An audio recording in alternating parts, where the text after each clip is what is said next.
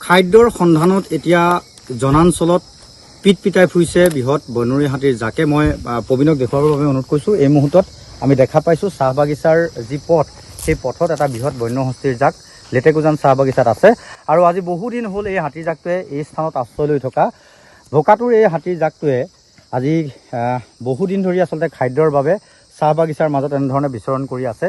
আৰু এই মুহূৰ্তত দেখা পাইছোঁ যে চাহ বাগিচাত যিহেতু কেউফালে এটা এনেধৰণৰ পৰিৱেশ যে খাদ্যৰ ইয়াতো অভাৱ, কাৰণ কেউফালে মুকলি এটা পৰিৱেশ। গতিকে এই বৃহত্তৰ হাতীৰ জাকটোৱে খাদ্যৰ বাবেই ইফালৰ পৰা সিফালৈ এখন চাহ বাগিচাৰ পৰা আন এখন চাহ বাগিচালৈ আজি কিছুদিন ধৰি এনেধৰণে পিটপিটাই আছে। আৰু দিনৰ ভাগত হাতীৰ জাকটোৱে মানুহৰ গাঁৱলৈ প্ৰৱেশ কৰে। আমি পোনপটীয়াকৈ সেই দৃশ্যাংশ দেখুৱাইছোঁ। বৃহৎ এটা হাতীৰ জাক এই মুহূৰ্তত চাহ বাগিচাৰ মাজত এনেধৰণে আশ্ৰয় লৈ আছে। আৰু আজি যথেষ্ট দিন হ'ল, প্ৰায় এটা মাহ ধৰি এই অঞ্চলটোত এনেধৰণে এই হাতীৰ জাকটোৱে বিচৰণ কৰি আছে।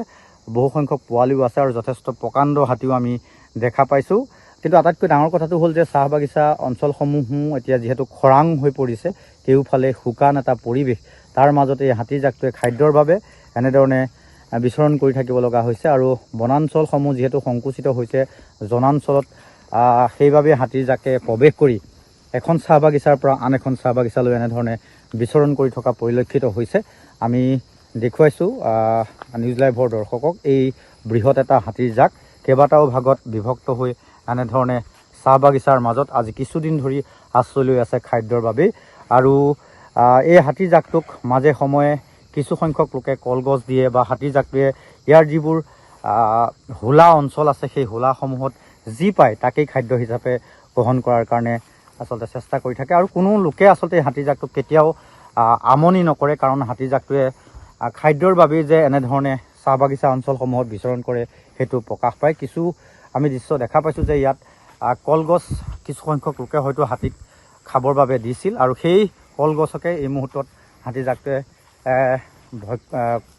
খাদ্য হিচাপে গ্ৰহণ কৰা আমি দেখা পাইছোঁ। আমি সেই দৃশ্য দেখুওৱাৰ চেষ্টা কৰিছোঁ। যথেষ্ট দূৰৰ পৰা আমি সেই দৃশ্যাংশ নিউজ লাইভৰ দৰ্শকক দেখুৱাইছোঁ। আৰু এটাই কথা যে এই হাতীৰ জাকটোৱে বনাঞ্চলসমূহ যিহেতু সংকুচিত হৈছে, বনাঞ্চলত খাদ্যৰ অভাৱ ঘটাৰ বাবেই এনেধৰণে নুমলীগড় বিভিন্ন চাহ বাগিচা অঞ্চলসমূহ বাছি লৈছে।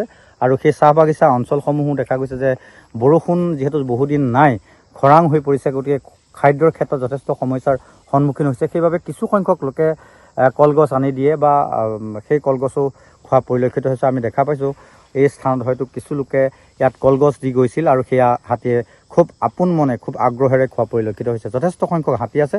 আমি পোনপটীয়াকৈ নিউজ লাইভৰ দৰ্শকক সেই দৃশ্য দেখুৱাইছোঁ।